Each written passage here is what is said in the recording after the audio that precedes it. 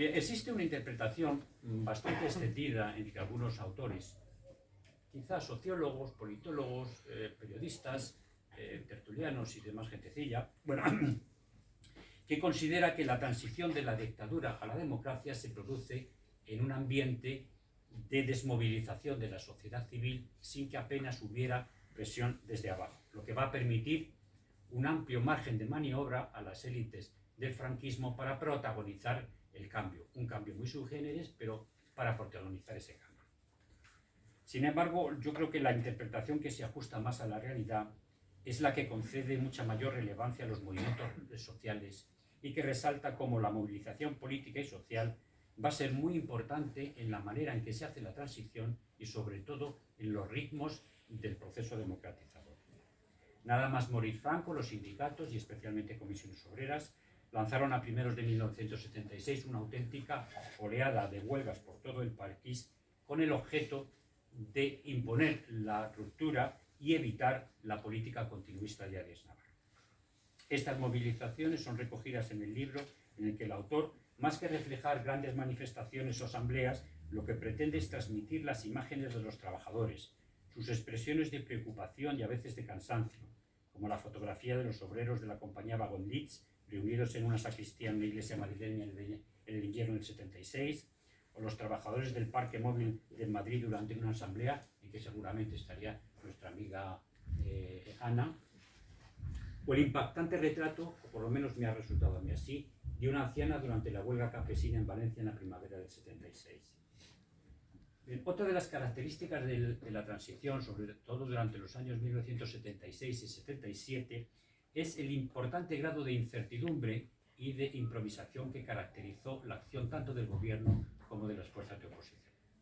No tiene sentido, por lo tanto, considerar que el cambio democrático fue fruto de una operación política perfectamente diseñada por el rey y por los sectores reformistas del franquismo.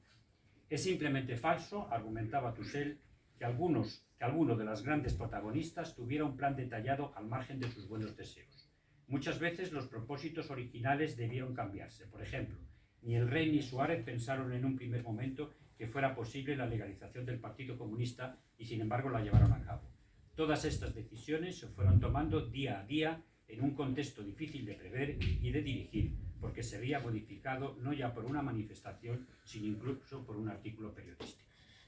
Yo creo que precisamente en esa capacidad de adaptarse al curso de los acontecimientos, sin pretender seguir a rajatabla un guión preestablecido, es donde residen los grandes de los éxitos de la transición. Esta capacidad de adaptación, de entender realmente lo que estaba sucediendo y de responder a las demandas de libertad y de democracia de una amplia cantidad de ciudadanos, fue lo que caracterizó la política de Suárez y lo que le diferenció de la política ejercida por Arias Navarro. Suárez enseguida mostró deseos de acelerar lo más pronto posible la reforma democrática y de establecer contactos y acuerdos con las fuerzas de oposición. Además, Suárez se da cuenta de que la construcción de un nuevo sistema democrático tiene que ser verdaderamente representativo y no puede ser excluyente ni con las centrales sindicales, ni con los partidos políticos, ni siquiera con el Partido Comunista. Era muy arriesgado dejar fuera de la ley al Partido Comunista, no solamente por su capacidad organizativa y por su capacidad de movilización, sino también porque su participación en las elecciones era imprescindible para que éstas fueran verdaderamente libres y para que fueran reconocidas por la gran mayoría de los países en Europa. Por lo tanto, a pesar de las fuertes presiones de los sectores más reaccionarios y sobre todo de una parte importante del ejército, Suárez legaliza al PC en la Semana Santa de 1977 y con esta trascendental decisión se produce un extraordinario avance en el proceso de cambio. Conviene señalar que esta legalización no fue solo el resultado de una negociación entre el gobierno y un partido clandestino, sino también el resultado del entendimiento personal entre Carrillo y Suárez. Tuvo mucho de confianza personal y de lealtad mutua, pero tuvo más de inteligencia de los dos dirigentes políticos, de saber renunciar a parte de sus posiciones y evitar situarse en el maximalismo que hubiera dificultado aún más el tránsito hacia la democracia. Este acercamiento entre Suárez y Carrillo no solamente posibilitó la legalización del Partido Comunista, sino que además abrió un periodo de franca colaboración entre el gobierno de UCD y el Partido Comunista, que fue consolidándose en años posteriores y que permitió, yo creo que fue un elemento esencial en la política de consenso y sobre todo en la firma de los acuerdos de la Moncloa. Es verdad que la transición fue un proceso esencialmente político, que tuvo más de encuentro y de consenso que de enfrentamiento entre las fuerzas políticas y entre los ciudadanos. Una de las imágenes que mejor transmite el ambiente de acuerdo entre los partidos es la de Suárez y Felipe González charlando en el congreso que Gustavo titula Pacto entre cigarrillos.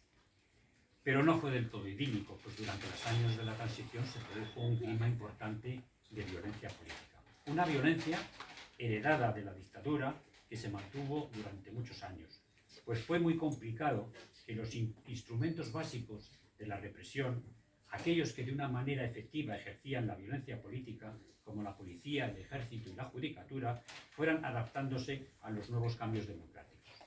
Muy pronto a la violencia del Estado se sumó una cadena de crímenes y acciones violentas organizadas por los grupos de extrema derecha a través de las llamadas tramas negras, en muchos casos consentidas y amparadas por las fuerzas de seguridad del Estado. Al mismo tiempo, los atentados criminales de ETA y del Grapo crecieron considerablemente durante los años de la transición.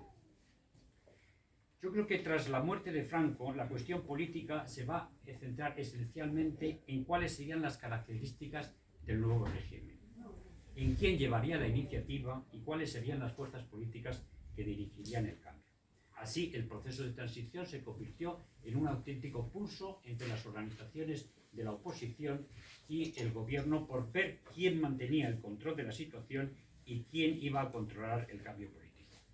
Por eso no es extraño que el gobierno Arias utilizara a las fuerzas de orden público, como en los peores tiempos del franquismo, para tratar de acabar con los numerosos conflictos laborales que habían estallado en la primavera de 1976. Aunque la represión del movimiento huelguístico en Madrid afortunadamente no se saldó con ningún muerto, pronto la intervención de la policía en manifestaciones, asambleas y concentraciones obreras iba a producir hechos luctuosos. El 24 de febrero del 76, en Elda, el obrero Teófilo Valle resulta muerto por los disparos de la policía armada cuando salía de una asamblea de trabajadores que se realizaba en una iglesia. El 27 de ese mismo mes, otro trabajador moría en Barcelona como resultado de los disparos de la policía antidisturbios. Y una semana más tarde, el 3 de marzo, tuvieron lugar los llamados sucesos de Vitoria, en los que resultaron muertos 5 obreros y más de 100 heridos, 40 de ellos hospitalizados. Otro de los sucesos violentos más relevantes que se produjeron durante el gobierno Arias tuvo lugar el 9 de mayo del 76 durante el ascenso a la cima Montejurra en Estella, donde grupos de extrema derecha asesinaron a 2 miembros del Partido Carlista, Partido Democrático, que formaba parte de la Junta Democrática. Este episodio es fielmente plasmado en el libro mediante una instantánea que recoge la evacuación por la Cruz Roja de uno de los fallecidos. Yo creo que lo importante de estos sucesos fue que en la organización de estas operaciones de la extrema derecha va a colaborar activamente los servicios de seguridad del Estado, concretamente el Ministerio de la Gobernación y especialmente Fraga, el Servicio Central de Documentación de Presidencia del Gobierno, que había sido creado por Carrero Blanco, y el presidente del Consejo de Estado, Antonio María de Oriol y Urquijo, que fue quien la financió. Y sobre todo la Guardia Civil y su director general, el general Campana. Esta vinculación de los grupos ultra con las fuerzas de seguridad se ve muy bien reflejado en el relato que hace el hijo de María Menchaca, asesinado por un grupo de guerrilleros de Cristo Rey y de guardias civiles de paisano en Santurce el 9 de julio del 76 en el transcurso de una manifestación por la amnistía. Después de que mi madre cayera muerta, recuerda a su hijo Roberto, la gente se echó sobre los que habían disparado, que se tuvieron que refugiar en el ayuntamiento. La policía armada rodeó el edificio. A las 4 de la mañana llegó un Land Rover de la Guardia Civil y se los llevó. A uno de los que dispararon, que era guerrillero de Cristo Rey, conocido en el pueblo con el apodo de Chape, me lo encontré en la puerta del gobierno civil cuando fui a pedirle explicaciones al gobernador. Salía tan campante. Le dije al gobernador que lo detuviera, que él era uno de los que mataron a mi madre y por poco me detienen a mí. Fui, continúa relatando Roberto, al hospital de San Juan de Dios, donde habían depositado el cuerpo de mi madre, y las monjas me dijeron que acababa de llegar la Guardia Civil, que había cogido el cadáver y lo habían metido en un furgón. El cadáver de mi madre se lo habían llevado al cementerio para enterrarle deprisa y corriendo, en secreto, sin nuestra autorización. 6 meses después, cuando fui al juzgado para ver los informes de su muerte, un funcionario me dijo que habían desaparecido misteriosamente. Bueno, la verdad es que ni siquiera se abrieron diligencias en el juzgado de Bilbao, y hasta 30 años después, en el 2006, el Tribunal Supremo no determinó que María Menchaca había sido víctima del terrorismo por parte de los grupos de extrema derecha. Conviene señalar que la mayoría de estos grupos violentos habían sido creados por el propio régimen a partir de 1963, Defensa Universitaria, AUN, Guerrilleros de Cristo Rey, etc., con el objetivo de ejercer labores de apoyo a la policía y sobre todo de realizar el trabajo sucio que la policía no podía tener capacidad para hacer. A partir de la muerte de Franco se suman al activismo violento ya de una manera clara organizaciones políticas con mayor capacidad. El caso concreto de Falange Española y de las JONS, que lleva sus acciones a través de su organización primera